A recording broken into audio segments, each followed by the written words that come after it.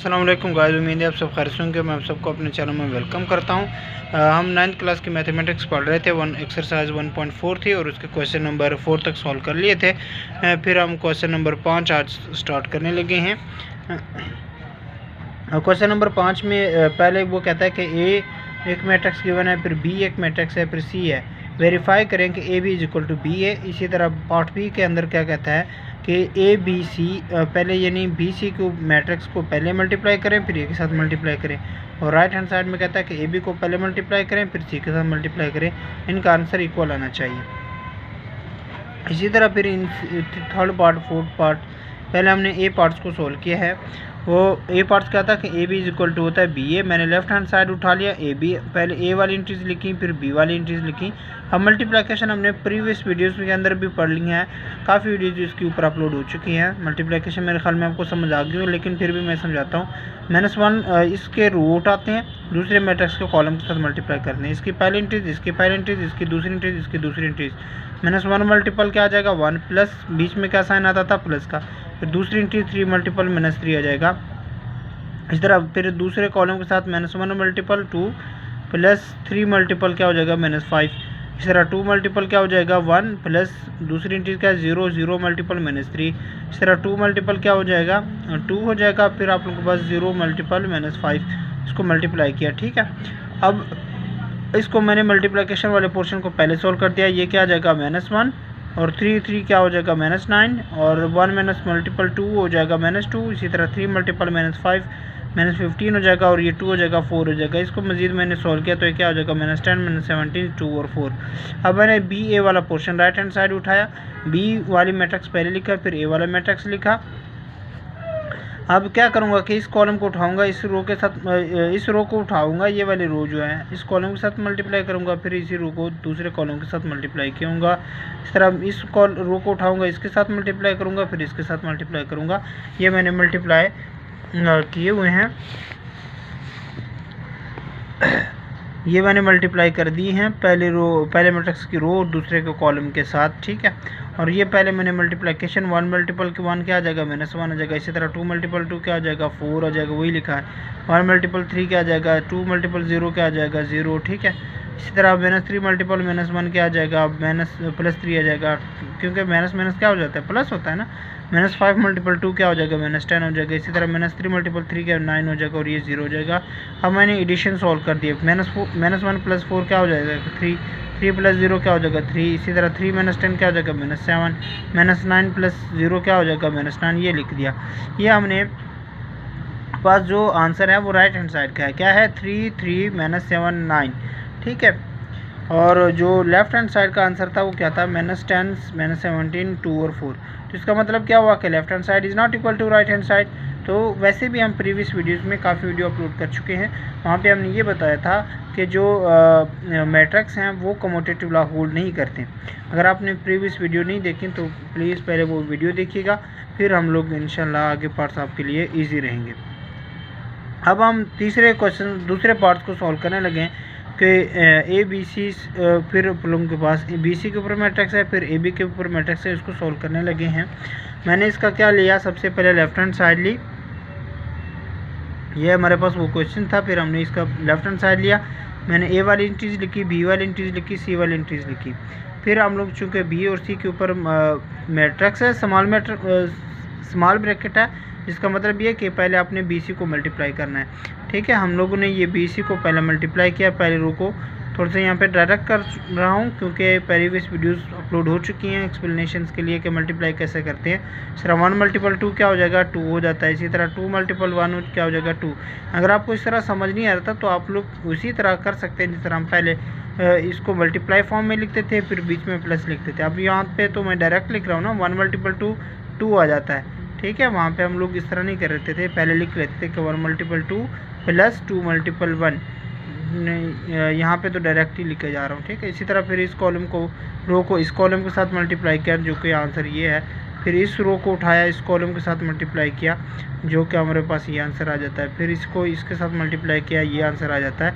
अब सबसे पहले इनको मैंने ऐड किया। ठीक है, अब इसके साथ मल्टीप्लाई किया, ये मेरे पास टोटली आंसर बन जाता है। मैंने 37 मैंने 6 8 और 12 अब मैंने इसका राइट हैंड साइड उठाया जिसके अंदर क्या था कि ए बी के ऊपर आप लोगों के पास स्मॉल ब्रैकेट थी और सी वैसे का वैसे था। मैंने इन दोनों को अब मल्टीप्लाई करने लगा हूँ, ये मल्टीप्लाई किए हुए हैं, ठीक है, यहाँ तक, और सी वाला मैट्रिक्स वैसे के वैसे आ गया। इनको पहले ऐड कर दिया, -1 -9 10 हो जाता है, इसी तरह 17 हो जाता है, 2 हो जाता है, 4 हो जाता है। अब इसको फिर वही तरह मल्टीप्लाई किया, -20 -17 -10 -51 आ जाता है, 4 है तो 4 2 10, इसका जो आंसर किया। अब इस -37 -6 8 और 14 ये किस चीज़ का आंसर था, राइट हैंड साइड का। जो लेफ्ट हैंड साइड का जो आंसर है वो ये है -37 -6 8 और 12, यानी लेफ्ट हैंड साइड और राइट हैंड साइड आपस में इक्वल है। तो इसको मैं लिख सकता हूँ AB C is equal to होता है AB और C होता है। देखें पहले पार्ट जो था वहाँ पे कमोटेटिव था, वो कह रहा था कि AB is not equal to, ये देखें पहले पार्ट्स में ये था, लेकिन दूसरे पार्ट्स में क्या आया, ABC इज इक्वल टू होता है ABC। अब हम लोग के पास जो बाकी एडिशंस वाला पार्ट है कि AB प्लस ऑफ C, ये तो, और AB AC, और जो चौथा पार्ट है ये बिल्कुल सिमिलर है, एक में सिर्फ एडिशन है, एक में सब्ट्रैक्शन है। तो मैंने सब्ट्रैक्शन वाला कर लिया, एडिशन वाला आप उसी को रिलेटेड करके सॉल्व कर सकते हैं। आप देखिएगा सब्ट्रैक्शन आप लोगों के पास कैसे थी कि आप लोगों ने ABC लेफ्ट हैंड साइड मैंने यहाँ से लिया, पहले A वाला मैट्रिक्स लिया, फिर B लिया, फिर C लिया। अब सब्ट्रैक्शन और एडिशन तो मैंने बताई हुई थी कि पहली इंट्रीज पहले के साथ सब्ट्रैक्ट होगी या ऐड होगी, दूसरी के आप लोगों के पास क्या होगी, दूसरे के साथ तीसरी, तीसरे के साथ चौथी, चौथी के साथ। अब चूँकि यहाँ पे सब्ट्रैक्शन का साइन है ये वाला है, तो इस तरह पहले इंट्रीज पहले के साथ सब्ट्रैक्ट होगी, 1 - 2 क्या हो जाएगी, -1 आ जाएगी। इसी तरह 2 - 1 क्या आ जाएगा, 1, -3 -1 क्या आ जाएगा, -4, -5 -3 क्या आ जाएगा, -8। अब मैंने मल्टीप्लाई कर देना, ठीक है, मल्टीप्लिकेशन उसी तरह प्रीवियस रूल, इस रो को उठाना है, इस कॉलम के साथ मल्टीप्लाई करना है, फिर इस रो को उठाना है, इस कॉलम के साथ मल्टीप्लाई करना है, जो कि मेरे पास ये आंसर आ जाता है। अब मैंने राइट हैंड साइड ले लिया, वो वहाँ पे क्या करता है कि AB और -AC, यानी AB को पहले मल्टीप्लाई करो, फिर AC को मल्टीप्लाई करो, फिर इन दोनों को क्या करो आपस में सब्ट्रैक्ट। मैंने A वाली इंट्रीज ली, फिर B वाली लिखी, फिर A वाली इंट्रीज ली, फिर C वाली इंट्रीज लिखी, फिर ये बीच में साइन किस चीज़ का था, यहाँ पे माइनस का था, तो मैंने भी क्या लिखा, माइनस का साइन। अब इन दोनों को मैंने मल्टीप्लाई किया, जो कि मेरे पास ये मैट्रिक्स आया, फिर इन दोनों को मल्टीप्लाई किया, मेरे पास ये मैट्रिक्स आया। अब यहाँ पे एडिशंस के बाद इनको ऐड करके सब्ट्रैक्ट करके जो भी आंसर मेरे पास आता है वो ये लिखा।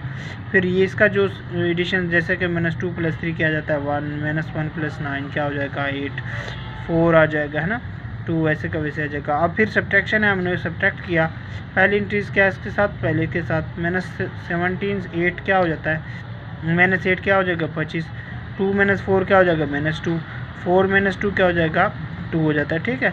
अब ये हमारे पास राइट हैंड साइड का आंसर था, -11 -25 -2 2, ठीक है। और जो लेफ्ट हैंड साइड का आंसर था वो भी बिल्कुल वही था, तो इस वजह से मैं कह सकता हूँ कि left hand side is equal to the right hand side, ठीक है, left hand side is equal to the right hand side. तो हमारे पास जो गिवन इक्वेशन फॉर्म है AB - C is equal to होता है AB - AC होता है, ठीक है। अब हम क्वेश्चन नंबर